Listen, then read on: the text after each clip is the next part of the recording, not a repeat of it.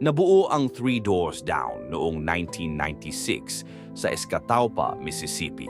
Sila ay nagsimula bilang barkadahan nina Brad Arnold sa vocals at drums, Matt Roberts sa lead guitar at Todd Harrell sa bass. Isang araw habang naglalakad, nakita nila ang karatula ng isang gusali na may nakasulat na Doors Down. Dahil tatlo lang sila noon, naisip nilang gawing pangalan ng banda ang Three Doors Down. Noong 2000, inilabas nila ang debut album na The Better Life. Mula rito, sumikat ang kantang Kryptonite. Unay isang demo na ipinalabas sa lokal na radyo hanggang sa naging isa sa pinakamalalaking rock hits ng dekada. Kasama rin dito ang Duck and Run at Loser. Sinundan ito ng album na Away from the Sun noong 2002 na nagdala ng mas emosyonal na balada tulad ng When I'm Gone at Here Without You. Ang mga kantang ito ang nagpatibay sa kanila bilang isa sa pinakamatatag na banda ng post-grunge at alternative rock. Sa paglipas ng panahon, dumaan sila sa maraming pagbabago ng miyembro.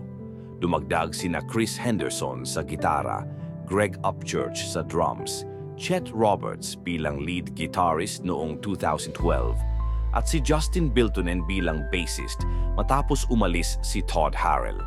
Isang malaking dagok sa banda ang pagpanaw ng gitaristang si Matt Roberts noong 2016. Siya ay natagpuang patay sa isang hotel sa Wisconsin dahil sa accidental overdose ng prescription drugs habang papunta sana sa isang charity concert. Sa kabila ng mga pagsubok, hindi lang musika ang iniwan ng banda.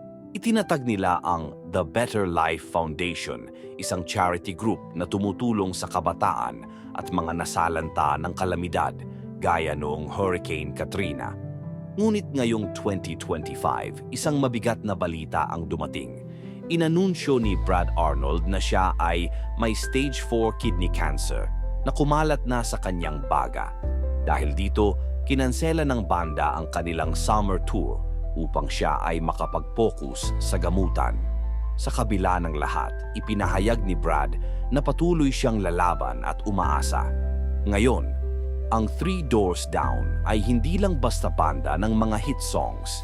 Sila ay naging boses ng isang henerasyon na lumaki sa Kryptonite at Here Without You at patuloy na nagsisilbing inspirasyon na kahit sa gitna ng sakit at kawalan, may lakas at pag-asa na